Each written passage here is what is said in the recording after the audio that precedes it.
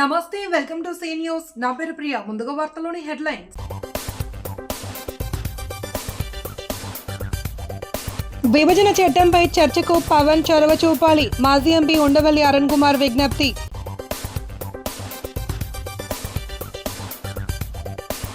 GBs పట్ల ప్రజలు అప్రమత్తంగా ఉండాలి. ప్రభుత్వ ఆసుపత్రిలో ఐసోలేషన్ రూమ్ ఏర్పాటు.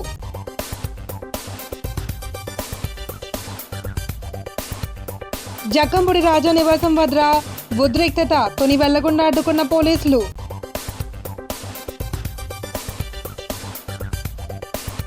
నిజమైన స్నేహితుడంటే నండూరి రమణ. వర్ధంతి సభలో శివరామ సుబ్రహ్మణ్యం నివాళులు.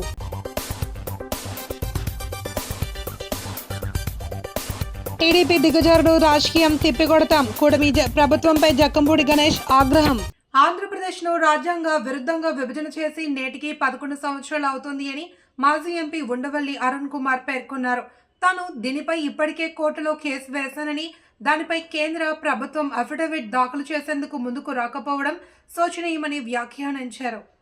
మంగళవారం ధర్మంచిర కమ్యూనిటీ హాల్లో జరిగిన మీడియా సమావేశంలో ఆయన మాట్లాడుతూ, కూటమి ప్రభుత్వంలో కీలక పాత్రధారిగా ఉన్న జనసేన అధినేత ఉప ముఖ్యమంత్రి పవన్ కళ్యాణ్ పార్లమెంట్లో విభజన చట్టంపై చర్చించేందుకు కేంద్రానికి నోటీస్ ఇచ్చేలా చొరవ చూపాలి అని విజ్ఞప్తి చేశారు. ప్రధాని నరేంద్ర మోదీ, హోంమంత్రి అమిత్ షా సైతం చాలాసార్లు పార్లమెంట్ సాక్షిగా ఏపీని అన్యాయంగా విభజించేశారని మాట్లాడిన మాటలు గుర్తు చేశారు. దీనిపై కోర్టులో తాను వేసిన కేసునకు కొనసాగింపుగా అఫిడవిట్ వేయడంతో పాటు కేంద్ర ప్రభుత్వంతో మాట్లాడి చొరవ తీసుకుంటే పార్లమెంట్లో చర్చ జరుగుతుంది అని అన్నారు. చాలా అవమానకరంగా రాష్ట్రాన్ని విభజించారని, రాజ్యాంగాన్ని సైతం పట్టించుకోకుండా ఓటింగ్ లేకుండా చేశారని ధ్వజమెత్తారు. విభజన చట్టం ప్రకారం రాష్ట్రానికి 75,545 కోట్ల రూపాయలు వాటా రావాల్సి ఉంది అని, 245 సంస్థలు డివిజన్ చేయడంతో పాటు హైదరాబాద్కు వస్తున్న ఆదాయంలో కూడా వాటా చట్టపరంగా అందుతుందన్నారు. డిసెంబర్ 6న పవన్కి లేఖ రాశానని, రాష్ట్ర పర్యాటక శాఖ మంత్రి కందుల దుర్గేష్ ద్వారా కూడా ఈ విషయాన్ని ఆయనకు తెలియజేశామన్నారు.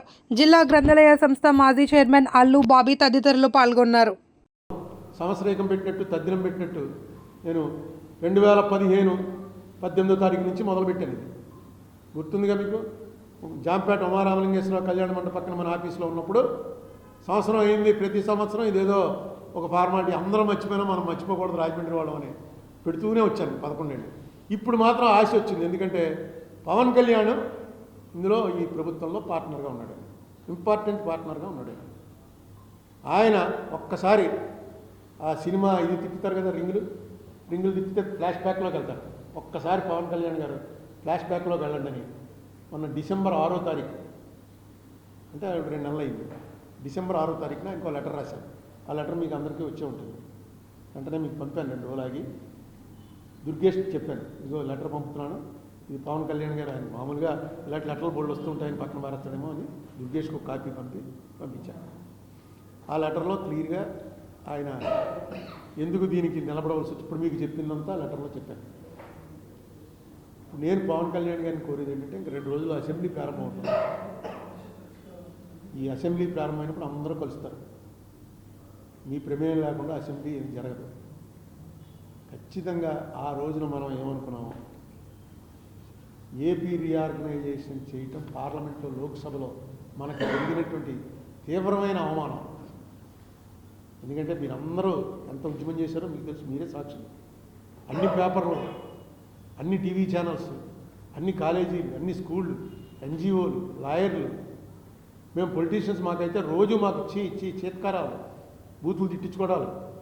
ఇంత జరిగిన తర్వాత అయిపోయింది, ఒక్క నిమిషంలో తలుపు మూసి అయిపోయింది కొండంటే మళ్ళీ నోరెత్తేవాళ్ళు లేకుండా పోయిందంటే ఇంక స్టేట్కి ఎవడన్నా ఎందుకు చేస్తాడు?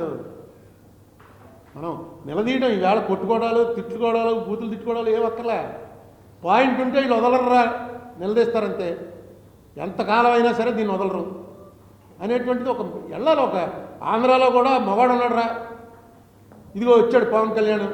జగన్మోహన్ రెడ్డి టైంలో అవ్వలేదు, చంద్రబాబు నాయుడు గారి టైంలో అవ్వలేదు. పవన్ కళ్యాణ్ వచ్చేటప్పటికి దీని మీద వెంటనే స్టార్ట్ అయింది యాక్టివిటీ. కేంద్రం మీకు బీజేపీ కూడా మీతో పార్ట్నర్. ముందు దాంట్లో యాక్టివిటీ ఏమనండి, లీగల్గా వేసి తీరాలి. నా కెపాసిటీ సరిపోక ఇక్కడ నా పాత్రలో ఎవడన్నా పెద్ద అడ్వకేట్, ఏ కపిల్ సిబల్ లాంటి వాడో, మీ సిద్ధార్థ లోదరా లాంటి వాడో, మొన్న వచ్చినటువంటి ముకుల్ రోహత్గి లాంటి వాడో ఉంటే కోర్టును బట్టి కడిగేస్తారండి. చరిత్రలో మన మీద పడ్డ వీళ్ళని ఏం చేసినా వీళ్ళేం తిరగబడరా అనేటువంటి మార్క్ ఏదో పడిందో అది తప్పది. ఇవాళ పవన్ కళ్యాణ్ గారి మీద నాకు ఎందుకు నమ్మకం ఉందంటే నాతోటి ఆయన చాలా డీటెయిల్డ్గా మాట్లాడాడు. ఆయన డెఫినెట్గా ఈ రోలో మనిషి కాదు, కొత్త మనిషి కాబట్టి చట్ట ప్రకారం మాట్లాడచ్చు. నెక్స్ట్ ఆయనకి ఏవి కూడా దాని ఏమంటారంటే స్కెలిటన్స్ ఇన్ కబోర్డ్స్ అంటారు. అంటే మనకేమైనా అస్థిపంజరాలు ఉంటే వెనకాల బీరువాలో, అంటే దాని అర్థం ఏంటంటే మన వెనకాల ఏమైనా స్కాములు, మన వెనకాల ఏమైనా కేసులు ఇలాంటివి ఉన్నాయనుకోండి, అది విప్పి తీస్తారని మాట్లాడకుండా ఊరుకుంటారు. కంగారు పడి ఎందుకు వచ్చింది మనం ఇదేదో అడిగామనుకో గట్టిగాను, సరే తెలుద్దాం. కానీ మరి దాని సంగతి ఏంటంటే అయ్యి బాబోయ్, నాకు తెలిసి పవన్ కళ్యాణ్ మీద ఏమి లేవు. డెఫినెట్గా పవన్ కళ్యాణ్ ఇందులో చొరవ చూపిస్తారని నమ్మకంతో వేళ కొంచెం గట్టిగా మాట్లాడతాం. లేకపోతే 5 నిమిషాల్లో 11 ఏళ్ళు అయింది బాబు అంటే మీరు ఇదేనా గొడవ అని పార్టీ పీకేద్దరు. ఈ గొడవేనండి, ఇది ఎప్పుడు చెప్పే గొడవే కదా. కానీ పవన్ కళ్యాణ్ గారు ఖచ్చితంగా, ఎందుకంటే ఇప్పుడు బీజేపీ వాళ్ళు కూడా ఏమంటానికి లేదు, బీజేపీ వాళ్ళే ఎక్కువగా ఈ 10-11 ఏళ్లలో జరిగింది తప్పు అని ఎక్కువగా పార్లమెంట్లో చెప్పింది బీజేపీ వాళ్ళే. జీబీఎస్ పట్ల ప్రజలు అప్రమత్తంగా ఉండాలి అని, వ్యాధి లక్షణాలు కనిపించగానే అశ్రద్ధ చేయకుండా వైద్యులను సంప్రదించాలి అని ఎమ్మెల్యే ఆదిరెడ్డి శ్రీనివాస్ సూచించారు. మంగళవారం ప్రభుత్వ ఆసుపత్రిని సందర్శించిన ఆయన ముందస్తు జాగ్రత్త చర్యలపై వైద్యులతో చర్చించారు. ఆయన మాట్లాడుతూ రాష్ట్రంలో 16 కేసులు నమోదయ్యాయి అని, రాజమండ్రి పరిసర ప్రాంతాల్లో 2 కేసులు వస్తే పరీక్షల కోసం కాకినాడ పంపించారని చెప్పారు. జీపీఎస్తో బాధపడే వారి కోసం రాజమండ్రి ప్రభుత్వ ఆసుపత్రిలో ఐసోలేషన్ రూమ్ ఏర్పాటు చేశారని, అవసరమైన మందులు, ఇంజెక్షన్లు సిద్ధం ఉంచారని తెలిపారు.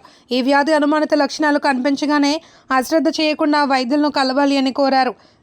జీబీఎస్ వస్తే శరీరంలోని రోగనిరోధక వ్యవస్థ పొరపాటున ఫెరిఫెరల్ నరాలపై దాడి చేయడంతో కండరాల బలహీనత, తిమ్మిర్లు రావడం, కాళ్ళు చచ్చుబడిపోవడం వంటి సమస్యలు తలెత్తుతాయని ఆయన వివరించారు.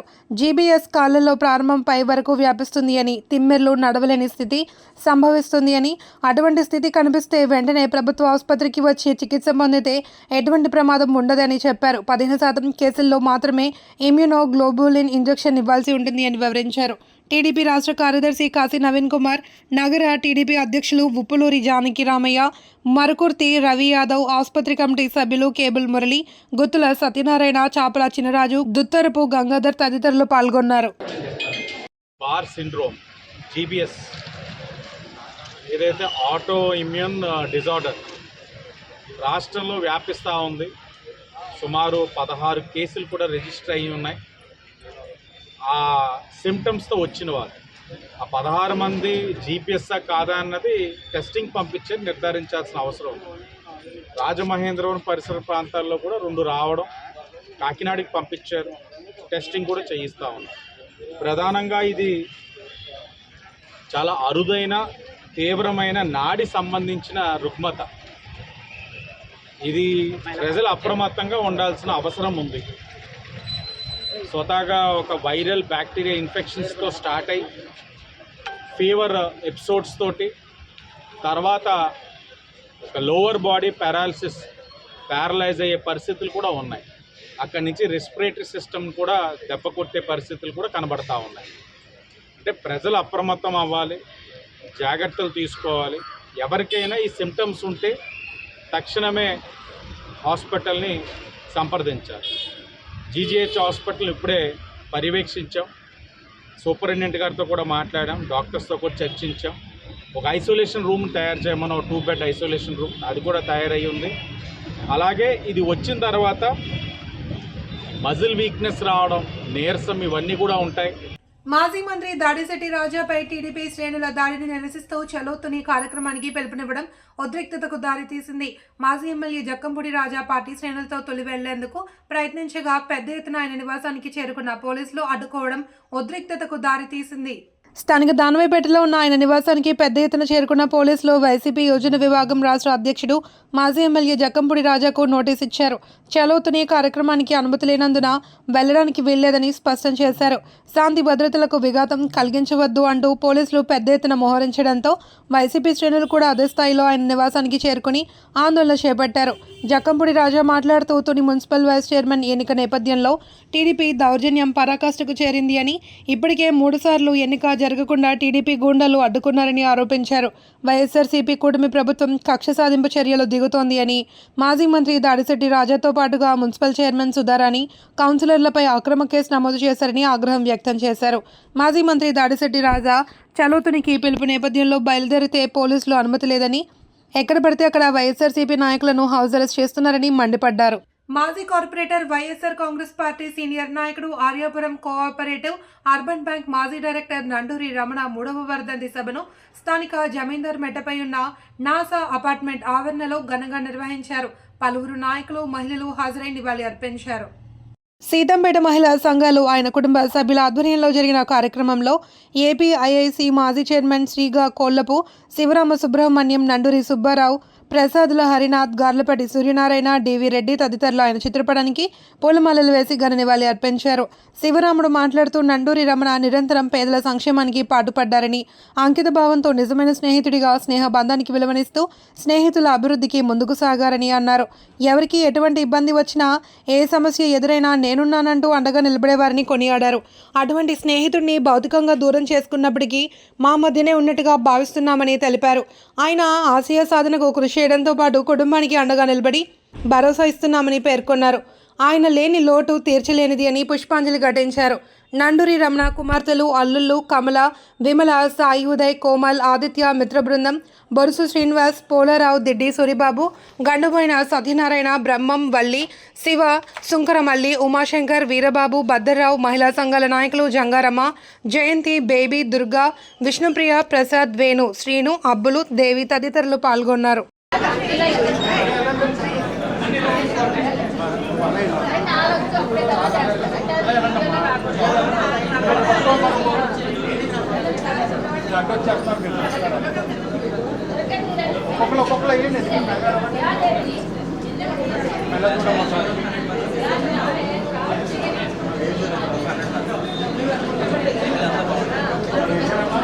ఈరోజు నా స్నేహితుడు దూరమయ్యి కీర్తిశేషులు నండూరి వెంకటరమణ గారు 3 సంవత్సరాలు పూర్తయింది.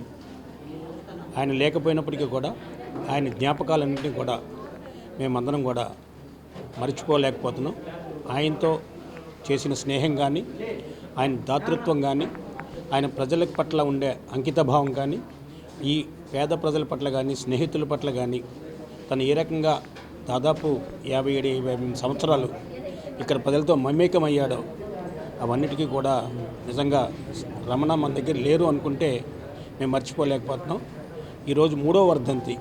ఇవాళ ఎలక్షన్ కోడ్ ఉంది కాబట్టి ఆయన విగ్రహానికి పూలదండలు వేసే కార్యక్రమానికి మరి వేయకూడదన్న నేపథ్యంలోనే ఈరోజు కొంతమంది స్నేహితులతో, మహిళా మనులతో ఈ నివాళులను అర్పించే కార్యక్రమం ఏర్పాటు చేయడం జరిగింది. వాళ్ళ రమణ మన మధ్య లేడు అంటే, రమణ మనతోనే ఉన్నాడు అనే మనసుతోనే మనం ముందుకు వెళ్ళాలి. తను చేసినటువంటి మంచి పనులు కానీ, స్నేహానికి ఇచ్చినటువంటి విలువ కానీ, స్నేహితుల పట్ల చూపించే ప్రేమ కానీ, స్నేహం అంటే ఏ రకంగా ఉండాలో ఒక నిర్వచనంగా అతని రాజమహేంద్రవరంలో అందరి మనసుల్ని జయించాడు. అతను మరి అతి తక్కువ టైంలోనే మన మధ్య నుంచి దూరమైనప్పటికీ కూడా ఈరోజు రమణని స్మరించుకోవడం ద్వారా మనమందరం కూడా అతనిని జ్ఞాపకాలని మళ్ళీ ఒకసారి గుర్తుకు చేసుకోవడానికి ఈ వర్ధంతి వేడుక అనకూడదు, వర్ధంతి కార్యక్రమాన్ని మనం ఇక్కడ జరుపుకోవడం జరిగింది. ఈ వర్ధంతిలో ఖచ్చితంగా అతను ఏదైతే ఆశయాల గురించి, పేద ప్రజల పట్ల, ఈ ప్రాంతం పట్ల ఏ రకమైన ప్రేమ చూపించారో ఆ రకమైన ప్రేమని మళ్ళీ 10 మందికి అందజేయడానికి మా వంతు సహాయంగా మేము కూడా ముందుంటామని చెప్పి తెలియజేసుకుంటూ, రమణ లేని లోటు ఎప్పటికీ తీరలేనిది. అతను ఎక్కడ ఉన్నప్పటికీ కూడా ఆ కుటుంబానికి కానీ, స్నేహితులకు కానీ నేను ఎప్పుడు మీతో ఉంటాను, అండగా ఉంటానని చెప్పడానికి అనేక రకమైన నిదర్శనాలు ఉన్నాయని చెప్పి తెలియజేసుకుంటూ, పైనుంచి రమణ మనం ఏం చేస్తున్నామో కూడా అన్నీ తప్పకుండా గమనిస్తున్నాడు. ఆ కుటుంబాన్ని ఎల్లవేళలా కాపాడుకుంటున్నాడు. స్నేహితులకు ఏ కష్టం వచ్చినా సరే ఏ రకంగా తీర్చాలో అతనే మార్గం కూడా చూపిస్తున్నాడు. అటువంటి రమణకి మనందరం ఘనంగా నివాళులు అర్పించే కార్యక్రమం ఈ రోడ్డు ఏర్పాటు చేసుకున్నామని చెప్పి తెలియజేసుకుంటూ, అతని మృతికి మేమందరం కూడా అతని స్నేహితులుగా ఉన్నాం కాబట్టి ఈరోజు మన మధ్య లేకపోయినా సరే అతను ఉన్నట్టుగానే మేము ఫీల్ అయ్యి ప్రతి కార్యక్రమం చేస్తున్నామని చెప్పి తెలియజేసుకుంటున్నాం. మాజీ మంత్రి దాడిశెట్టి రాజాపై టీడీపీ శ్రేణులు తునిలో దాడి చేయడం దారుణమని వైసీపీ యోజన విభాగం రీజనల్ కోఆర్డినేటర్ జక్కంపూడి గణేష్ ఆగ్రహం వ్యక్తం చేశారు. ఈ దాడికి నిరసనగా మంగళవారం చలో తుని కార్యక్రమానికి పిలుపునివ్వడంతో ఆయనను పోలీసులు తుని వెళ్లకుండా అడ్డుకున్నారు. స్థానిక జేఎన్ రోడ్ లో ఉన్న ఆయన కార్యాలయం వద్ద పెద్ద ఎత్తున పార్టీ నాయకులు, కార్యకర్తలు నిరసన వ్యక్తం చేశారు. ఆయన మీడియాతో మాట్లాడుతూ తుని మున్సిపల్ వైస్ చైర్మన్ పదవిని దక్కించుకోవాలనే ఉద్దేశంతో టీడీపీ అక్రమాలకు పాల్పడుతోంది అని ధ్వజమెత్తారు. ఎన్ని రకాలుగా వైసీపీ శ్రేణుల్ని భయపెట్టాలి అని, ఇబ్బంది పెట్టాలి అని చూసినా భయపడే ప్రసక్తే లేదని హెచ్చరించారు. టీడీపీకి మెజారిటీ లేకపోయినా వైస్ చైర్మన్ పదవిని దక్కించుకోవాలి అనే దురాలోచన చేయడం సరికాదన్నారు. కౌన్సిలర్లను ప్రలోభాలకు గురిచేసి ఇబ్బంది పెట్టి లాక్కోవాలి అని ప్రయత్నించడంపై ఆయన ఆగ్రహం వ్యక్తం చేశారు. మాజీ మంత్రి దాడిశెట్టి రాజాకు రక్షణ కల్పించకుండా అధికార యంత్రాంగం, పోలీసులు వ్యవహరించడంపై మండిపడ్డారు. వైఎస్ఆర్ స్ఫూర్తి, జగన్ ధైర్యంతో వైసీపీని ముందుకు నడిపించడానికి మళ్లీ అధికారంలోకి తేవడానికి కృషి చేస్తామన్నారు.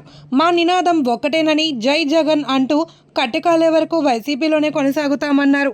ఆయన వెంట వైసీపీ నాయకులు అరుణ్, జేకే, రాయుడు, రాకేష్, అడప అనిల్, కోడి, కోట, తగరం సోము, నల్లం రాజేష్, గొట్టిముక్కల రాజా, బాలాజీరెడ్డి, కురుమెల్లి, స్వరూప్ తదితరులు పాల్గొన్నారు. ఎన్ని రకాలుగా వైఎస్ఆర్ కాంగ్రెస్ పార్టీ శ్రేణుల్ని ఇబ్బంది పెట్టాలన్నా సరే, ఇక్కట్లకు గురి చేయాలన్నా సరే భయపడే ప్రసక్తే లేదని చెప్పి ఈ సందర్భంగా తెలియజేసుకుంటూ ఉన్నాను. మరి ఈ రోజున చలో తుని అనే కార్యక్రమానికి మా అందరి ప్రీతమ నాయకులు దాడిశెట్టి రాజన్న పిలుపునివ్వడం జరిగింది. దానికి బయలుదేరుతూ ఉన్నటువంటి మా అందరినీ కూడా రాత్రి నుండి పోలీసు వారు భయోందోళనకు గురి చేసి నిర్బంధించడం మీరందరూ చూస్తూ ఉన్నారు. మరి తునిలో జరుగుతున్నటువంటి సంఘటన మీ అందరికీ తెలిసిందే. వైస్ చైర్మన్ కోసం తెలుగుదేశం పార్టీ వారు దిగజారి రాజకీయం చేస్తూ ఉన్నారు. మాకు కావాల్సినటువంటి మెజారిటీ సంఖ్య మాకు ఉందని తెలిసి వారిని ఏదో ఒక రకంగా ప్రలోభాలకు గురి చేసి భయపెట్టి వాళ్ళని ఇబ్బంది పెట్టి వాళ్ళని లాక్కుని వైస్ చైర్మన్ పదవిని కైవసం చేసుకోవాలన్న వాళ్ళ దురాలోచనల్ని ఒకసారి గమనించవలసిందిగా ప్రజలందరినీ కోరుతున్నాను. నిన్నటి రోజున ఒక మాజీ మంత్రి అన్న విషయాన్ని కూడా పట్టించుకోకుండా, ఆయన కనీసం రక్షణ కలిగించకుండా ఏ విధంగా అయితే అధికార యంత్రాంగం కానివ్వండి, పోలీసు వారు కానీ అక్కడ వారి పనితీరుని చూడమని చెప్పి మీ అందరినీ కోరుతూ ఉన్నాను. నిన్నటి రోజున వారు చేసినటువంటి దౌర్జన్యం మీడియాలో చూస్తూ ఉంటే నిజంగా కూడా చాలా బాధ అనిపించింది.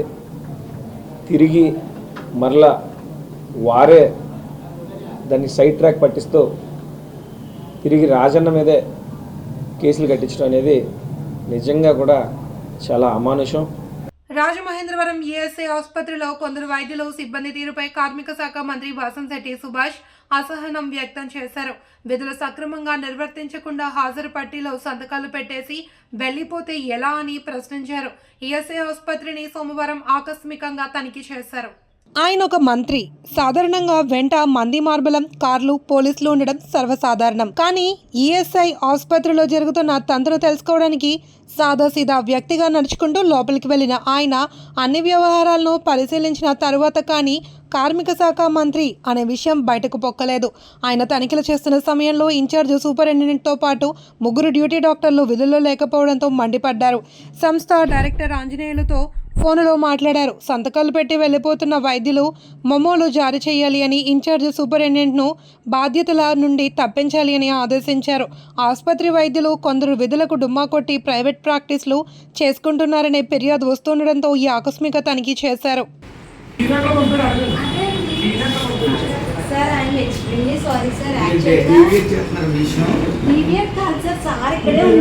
అవును, నీకు చెప్పిన సమాధానం బాగుంది. ఫస్ట్ నర్స్ ఎవరు? స్టాఫ్ అంతా సంతకాలు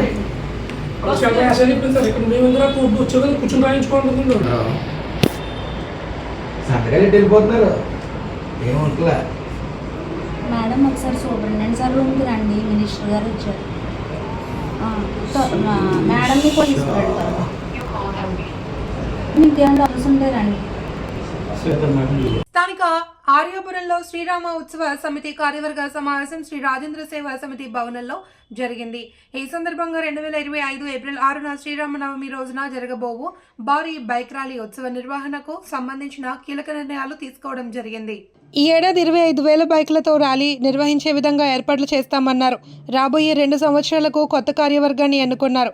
దీనిలో భాగంగా అధ్యక్షుడిగా ప్రముఖ న్యాయవాది పతివడ రామరాజును, ఉపాధ్యక్షులుగా టెడ్లాన్ ఐటీ సొల్యూషన్స్ అధినేత రామ్ కుమార్ రామ్దేవ్, సత్యదేవ నర్సరీ పుల్ల రాజశేఖర్ను, కార్యదర్శిగా ప్రముఖ వ్యాపారి ఎడ్లపల్లి అయ్యప్ప స్వామిని, సహ కార్యదర్శిగా న్యాయవాది కేఎల్ భవానీ, కోశాధికారిగా ఆడిటర్ తాడోజు సాయికృష్ణ, కార్యవర్గ సభ్యులుగా Dinesh Vaishnav, mother multi speciality hospital అధినేత గండేపూడి సురేష్, ప్రముఖ న్యాయవాది తవల వీరేంద్రనాథ్, ప్రముఖ సేవా సంస్థ అమ్మఒడి సేవా తరంగిణి వ్యవస్థాపక కార్యదర్శి అలీఖని సత్యశివకుమార్లు నియమించారు. 30,000 పైసలతో శ్రీరామ భక్తులు పార్టిసిపేట్ చేస్తున్న ఈ కార్యక్రమాన్ని ఈసారి 1,00,000 మంది వరకు తీసుకెళ్లాలని కమిటీ ప్రయత్నం చేస్తుంది.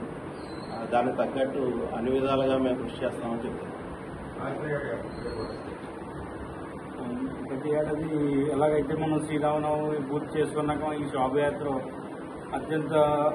ఎంతో కష్టమైనా కానీ అత్యంత మంది మార్గంతో ఎలా అయితే స్టార్ట్ చేస్తాం అదేసారిగా ఈ సంవత్సరం కూడా మనం స్టార్ట్ చేసి దీన్ని దిగ్విజయంగా పూర్తి చేయాలని ప్రజలందరినీ కోరుకుంటున్నాం. భద్రతా ప్రమాణాలు పాటించడంలో భాగంగా రోడ్డు ప్రమాదాలు, రహదారి నియమ నిబంధనలపై నిరంతర చర్చ జరగాలి అని అన్న కలెక్టర్ పి ప్రశాంతి అన్నారు. జిల్లా రవాణా శాఖ ఆధ్వర్యంలో చేపట్టిన జాతీయ రహదారి భద్రతా మాసోత్సవాల ముగింపు వేడుకలకు ముఖ్య అతిథిగా హాజరయ్యారు. జిల్లా కలెక్టర్ కార్యాలయ సమావేశ మందిరంలో జరిగిన కార్యాలయంలో ఆమె మాట్లాడుతూ ట్రాఫిక్ నిబంధనలు, సురక్షిత ప్రయాణానికి ప్రతి ఒక్కరూ కట్టుబడి ఉండాలి అని సూచించారు. తెలిసి అందరం ట్రాఫిక్ నిబంధనలు ఉల్లంఘించే తప్పులు చేస్తామని, అది మనకు అలవాటుగా మారింది అని పేర్కొన్నారు. ఇతరులు ట్రాఫిక్ నిబంధనలు ఉల్లంఘిస్తే వారి వంక తప్పు చేసినట్లు చూస్తామని, అదే ట్రాఫిక్ నిబంధనలు మనం ఉల్లంఘిస్తే అది కరెక్టే అనే భావన ఉండకూడదని అన్నారు. నిబంధనలు పాటించడం మన కర్తవ్యమని, ప్రతి ఒక్కరూ రహదారి భద్రతా ప్రమాణాలను పాటించినప్పుడు ప్రమాదాలు జరగవన్నారు. జిల్లా రవాణా అధికారి ఆర్ సురేష్, మోటార్ వెహికల్ ఇన్స్పెక్టర్లు CH Sampath Kumar, M Ravikumar, G Ram Narayan, ఏఎంవిఐలు K Chaitanya, Suma, PVV Sai Kumar, Sunrisers riding club తరపున విక్రమ్ తదితరులు పాల్గొన్నారు. NSS wing incharge doctor P Mallikarjuna, NSS coordinator G Raviteja, YRC coordinator గారు, M&N Motors. Next M&N Motors నుంచి ఎవరు క్యారియర్స్ పేర్లు చెప్పిన ప్రకారం రెడీగా ఉండండి. బిగ్గా బాబు. Jayalakshmi automotives, Dhanalakshmi automobiles private, Ram Kumar గారు, మ్యానుఫ్యాక్చరర్స్. రండి బ్లడ్ డొనేషన్ క్యాంప్ లో వాళ్ళ స్టాఫ్ సార్ ఫోటోస్ మా వాళ్ళు. సో మన యావరేజ్ గా ప్రతి కూడా 50 to 60,000 deaths per annum accidents వల్ల అవుతుంది. అదే రాజమండ్రి చూసుకుంటే అట్ అన్ యావరేజ్ 1 కదా. మనం ఎప్పుడు కూడా ఏదైనా విషయం తెలుసుకోవడానికి తెలుసుకుంటాం, కానీ మనం తెలుసుకోవడం, నేర్చుకోవడం, దాని యొక్క రిజల్ట్స్ ఎప్పుడు వస్తుందంటే పాటించడం. అందరికీ తెలిసిన విషయం కానీ మనం పాటించం. యాక్చువల్గా హెల్మెట్ లేకపోతే అయితే ఫ్యూ సెకండ్స్ మనకి అసలు ట్రీట్మెంట్ ఇవ్వడానికి కూడా స్కోప్ ఉండదు. బట్ ఆ హెల్మెట్ అనేది అసలు ఇంజరీనే అవ్వకుండా కాపాడుతుంది. నేను మనం హెల్మెట్ పెట్టుకోమని ఎవరైనా వీళ్ళు కానీ పోలీసు కానీ పెడితే ఊరికే వీళ్ళకి ఏదో వాళ్ళ బాస్ ఏదో బాగా తిట్టినట్టున్నారు, ఇక్కడ పెడుతున్నారు అని మీరే అంటారు. కొందరికి ఏమో హెయిర్ ఊడిపోతుందంట, కొందరికి హెడేక్ వచ్చేస్తుందంట. ఇవి రీజన్స్. అఫీషియల్ గా కూడా ఎప్పుడైనా హెల్మెట్ డ్రైవ్స్ జరిగితే they use to give. But hair ఊడిపోయిన headache, is it more valuable than life? So ఎవరికో ఒకసారి జరుగుతుంది, మనకి జరగదు అని మనం ఎందుకు అనుకోవాలి? శాసనమండలి ఎన్నికల కోడ్ నేపథ్యంలో తూర్పుగోదావరి జిల్లాలో శాంతి భద్రతలకు విఘాతం కలిగించడానికి ప్రయత్నించవద్దు అని అదనపు ఎస్పీ ఎన్బిఎం మురళీకృష్ణ సూచించారు. చలోతుని కార్యక్రమానికి అనుమతి లేదని, అక్కడికి వెళ్లే ఎవరూ ప్రయత్నించవద్దు అని కోరారు. ఇప్పటి వరకు ఎవరిని హౌస్ అరెస్ట్ చేయలేదని, అసత్య ప్రచారం నమ్మవద్దు అని పేర్కొన్నారు. స్థానిక ప్రకాష్ నగర్ పోలీస్ స్టేషన్లో మంగళవారం జరిగిన విలేకరుల సమావేశంలో ఆయన మాట్లాడారు. తునిలో మున్సిపల్ వైస్ చైర్మన్ ఎన్నిక జరుగుతున్న సందర్భంగా అక్కడికి వెళ్లేందుకు ప్రయత్నించవద్దు అని కోరారు. తుని వెళ్లేందుకు ప్రయత్నిస్తున్న నాయకులకు నోటీసులు ఇచ్చి ఇక్కడికి వెళ్లొద్దు అని సూచించడం జరిగిందన్నారు. పోలీసులు ఎవరిని ముందస్తు అరెస్టులు, గృహ నిర్బంధాలు చేయలేదని, ఈ విషయంలో జరుగుతున్న అసత్య ప్రచారాన్ని నమ్మవద్దు అని తెలిపారు. అటువంటి అసత్య ప్రచారం చేస్తే వారిపై చట్ట ప్రకారం కఠిన చర్యలు తీసుకుంటామని హెచ్చరించారు. మార్చి 8వ తేదీ వరకు ఎన్నికల కోడ్ అమల్లో ఉంటుంది అని, జిల్లాలో శాంతి భద్రతలు కాపాడేందుకు పోలీసులకు సహకరించాలి అని విజ్ఞప్తి చేశారు. ఈ సమావేశంలో central zone DSP K Ramesh Babu పాల్గొన్నారు. ఇప్పుడు ప్రజెంట్ ఎమ్మెల్సీ ఎలక్షన్స్ దృష్ట్యా జిల్లాల వ్యాప్తంగా, అలాగే మన జిల్లా కూడా 144 సెక్షన్ అమల్లో ఉంది. అలాగే సెంట్రల్ ఎలక్షన్ కమిషన్ యొక్క ఎలక్షన్ కోడ్ అమల్లో ఉంది. దాన్ని బట్టి అందరూ కూడా ఈ కోడ్ ఎలక్షన్ రూల్స్ను పాటిస్తూ పోలీసులకు సహకరించాలని మా రిక్వెస్ట్. అలాగే కాకినాడ జిల్లా తునిలో జరుగుతున్న మున్సిపల్ ఎలక్షన్స్ దృష్ట్యా, వైస్ చైర్మన్ ఎలక్షన్ దృష్ట్యా జరుగుతున్న కార్యక్రమాలకి మన దగ్గర నుంచి వెళ్ళి అక్కడ ఏదన్నా ప్రజాశాంతికి విఘాతం కలిగించకూడదని చెప్పి కూడా మేము రిక్వెస్ట్ చేస్తున్నాం. అలాగే ఇప్పుడున్న పరిస్థితుల్లో ఎక్కడా కూడా ఎటువంటి మీటింగ్లు కానీ, ఏదైనా ఊరేగింపులు కానీ, ఏదైనా సరే ఎలక్షన్ పరిధికి లోబడి చేసుకోవాల్సిందే తప్ప ఎవరికాడ ఇండివిజువల్గా నిర్ణయాలు తీసుకుని చేసుకోవడానికి లేదు. కాబట్టి అవన్నీ కూడా పాటించవలసిందిగా మేము కోరుకుంటున్నాం. అలాగే మరొక విషయం ఏంటంటే, ఇప్పుడు ప్రస్తుతం కొంతమందిని గృహ నిర్బంధం చేశారని, లేదా ఇంకేతరత్ర చేశారని చెప్పి బయట రూమర్స్ జరుగుతున్నాయి. సారీ, మరి అటువంటిది ఏమీ జరగలేదు. ఎవరిని రాజమండ్రి ఈస్ట్ గోదావరి పోలీస్ గృహ నిర్బంధం చేయలేదు.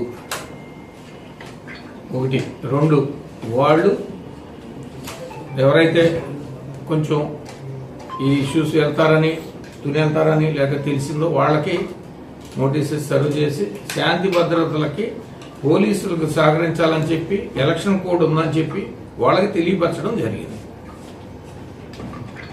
ఏదైనా అటువంటి విషయాల్లో కొంచెం హేస్టీగా వెళ్తే చట్ట ప్రకారం చర్యలు తీసుకోబడతాయి. వార్తలు ముగించే ముందు హెడ్లైన్స్ మరోసారి.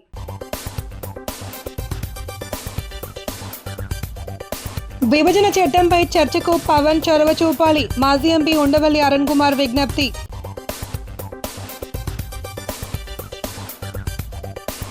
జీబీఎస్ పట్ల ప్రజలు అప్రమత్తంగా ఉండాలి. ప్రభుత్వ ఆసుపత్రిలో ఐసోలేషన్ రూమ్ ఏర్పాటు.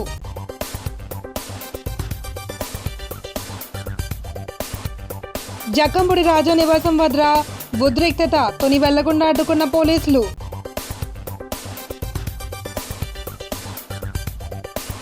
నిజమైన స్నేహితుడంటే నండూరి రమణ, వర్ధంతి సభలో శివరామ సుబ్రహ్మణ్యం నివాళులు.